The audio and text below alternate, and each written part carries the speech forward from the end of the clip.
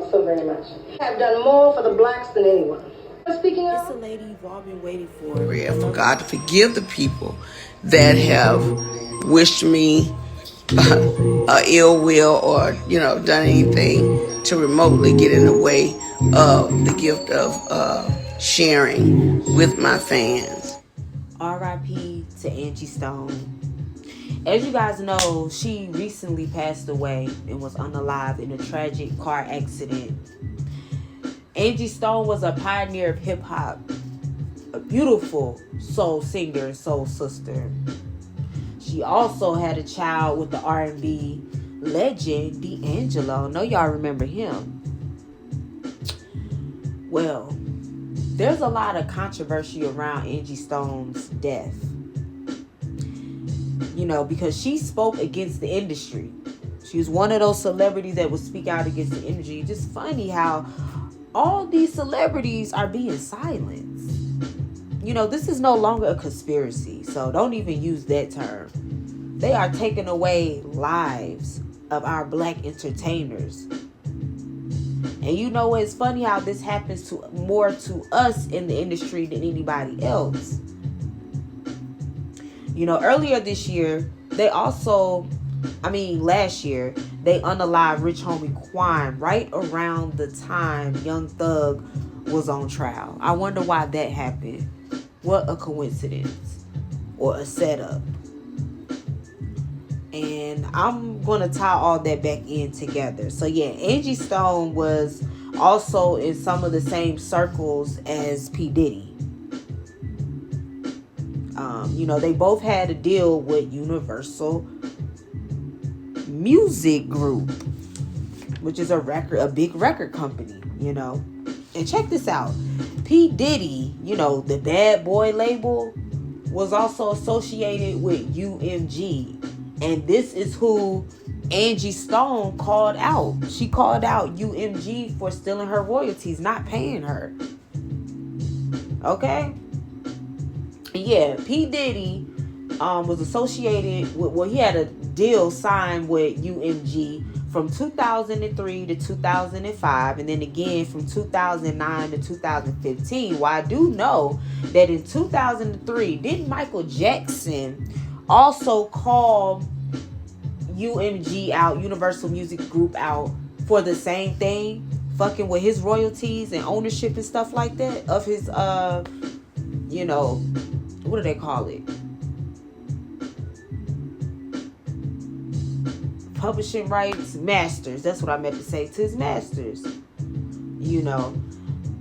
Angie Stone also, when she was exposing the industry, because she has a lot of videos on YouTube exposing the industry and stuff like that, and letting us know what's going on behind the scenes.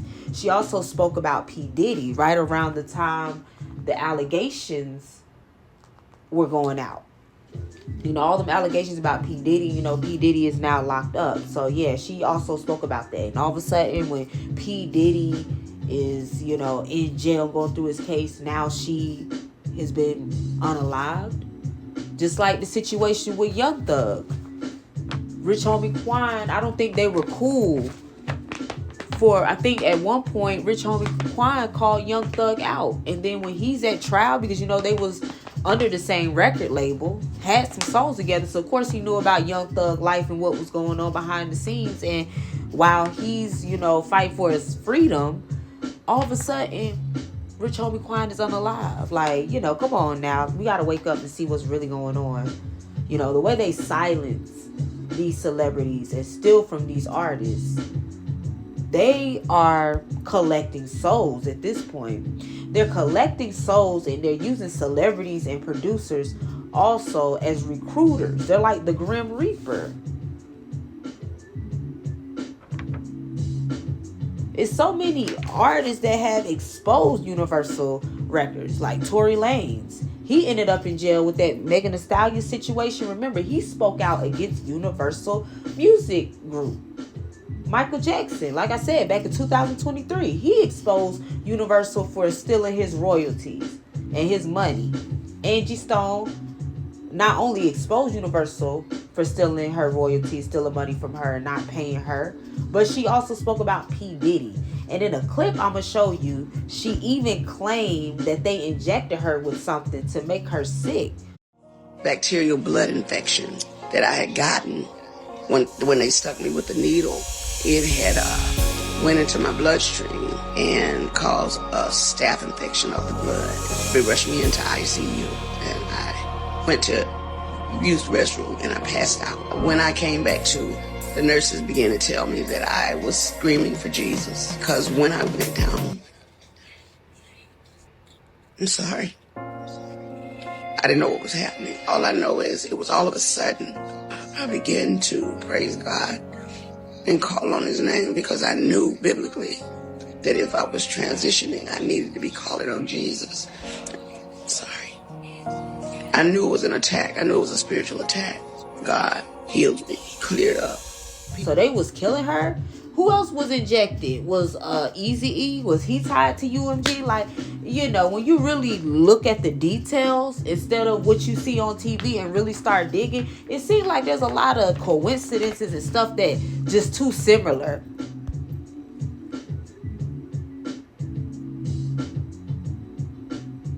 You know, also NBC Universal, which is like a production company for TV, where they air certain TV shows for NBC the channel.